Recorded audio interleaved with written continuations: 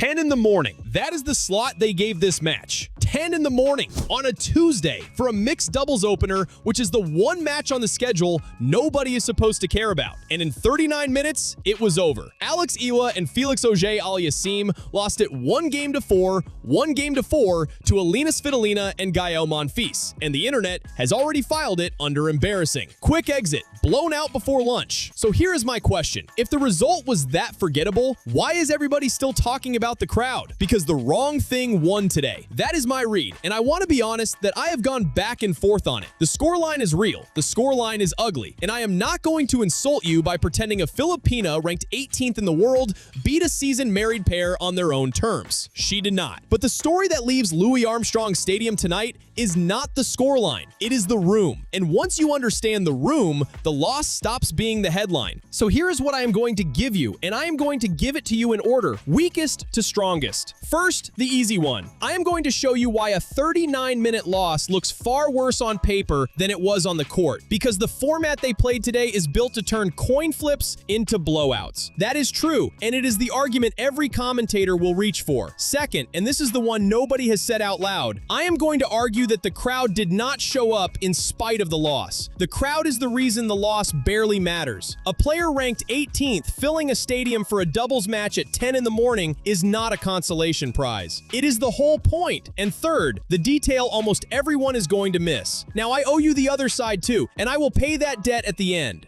because I am not going to sell you a clean story. Svitolina and Monfils were excellent, and they earned every game. They have been married since 2021, and today was the first time they had ever played a Grand Slam together. You would expect rust. Instead, they dropped exactly one of the last 9 games and closed the whole thing out in 39 minutes. And they sealed it, of all things, with a kiss at the net. Hold that image. I will come back to it because it matters more than it looks. But let me rebuild the morning for you, because the broadcast will not. Start with the slot. 10 in the morning. In tennis, that is the graveyard shift. It is the time they schedule matches they assume the cameras and the crowds will ignore, and a mixed doubles opener is already the lowest match on the marquee. This is not a night session under the lights on Arthur Ashe. This is the first team on court, at an hour when most people are still deciding whether to come at all. Players hate this slot. Fans skip it. It is the shift where you serve to half-empty seats and warm up energy, and everybody in tennis knows it. So when I tell you the crowd showed up, understand what they showed up for and when, because the hour is not a detail here. The hour is the argument. Now the rules, because they decide everything about how this looked. Mixed doubles at this event is played in a format called Fast 4. That means the first team to win 4 games wins the set, not 6. 4. There is no room to breathe. No slow build where the better team grinds the other one down over 2 hours. One bad stretch of 4 or 5 points and the set is gone. Think of it as a penalty shootout instead of a full 90 minutes. The margins are brutal, and they punish the team that starts a half-second slow. And here is the thing people have already forgotten. Eala and Auger-Aliassime did not start slow. They won the very first game. They built a 40-15 lead in that opening game and took it, and for about 3 minutes, the crowd favorites were ahead. Then Svitolina and Monfils won 4 games in a row, took the first set 4-1, and the shootout was effectively decided. In the second set, Eala and Auger-Aliassime clawed back to 1 game all. Then the married pair won the last 3 straight. Auger-Aliassime sent a return wide on the final point, and it was done. So now go back to the slot. 10 in the morning, a doubles opener, the graveyard shift. And they still called Eala and Auger-Aliassime the crowd favorites on Louis Armstrong Stadium. Sit with that. This is a Filipina ranked 18th in the world in New York, sharing a court with Gael Monfils, a man who has been beloved on these courts for the better part of 2 decades, and the room tilted her way. That is the foundation fact of this entire video, so let me say it plainly. The crowd did not come because she was expected to win. They came because she was the one they wanted to see. And I am going to keep tracking exactly this, match by match, all fortnight. So if you want the next one the day it happens, this is the channel to be subscribed to, because what happens next matters more than what happened today. Now, where was I? The room tilted her way, and it tilted her way at the worst possible hour, on the worst possible match for proving a point. So let me make the easy argument first, the one I promised, because it is true. The Fast 4 format manufactured this scoreline. In a normal match, first to 6 games, with real time to settle in, a gap like this does not necessarily blow open in 39 minutes. It grinds. It gives the underdog time to solve the puzzle. Fast last 4 gives you none of that. You lose 4 points at the wrong moment, and you have lost a set. Eala and Auger-Aliassime were a married couple's chemistry and one cold 3-minute stretch away from a completely different afternoon. That is real. That is defensible.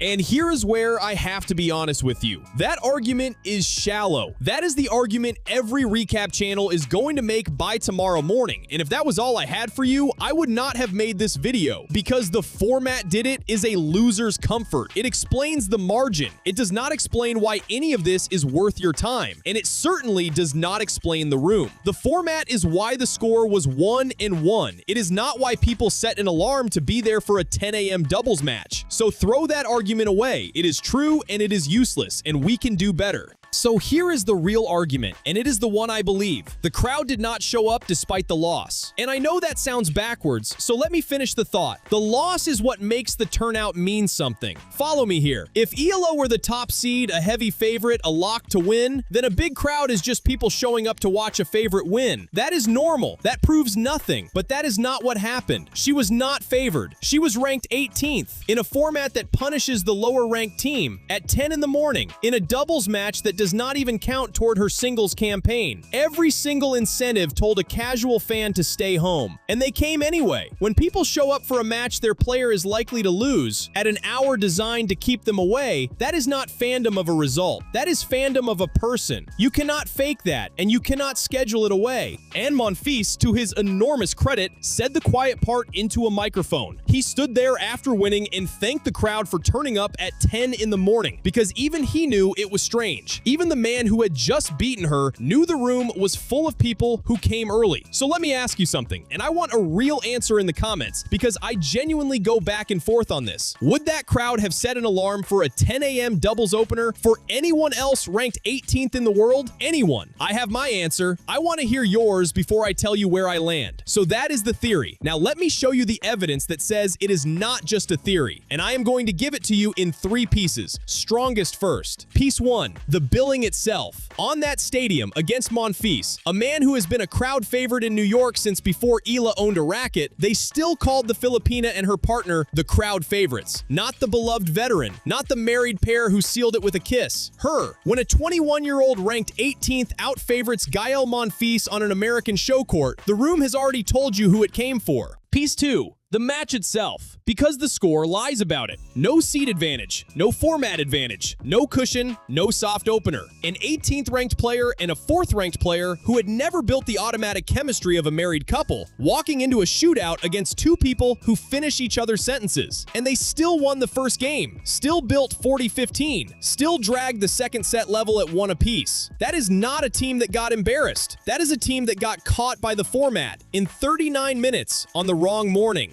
Piece 3, and this is the tier nobody bothers to mention. The turnout itself. This match did not count toward her singles run. It started at 10 in the morning. It was the first match on the card, in a format built to bury the lower-ranked team fast. There was every reason for a casual fan to skip it and catch her in singles next week instead. And the building came alive anyway. Not full, I will be honest with you. The stadium was not full, but the energy inside it was hers, at an hour when energy is the last thing you expect.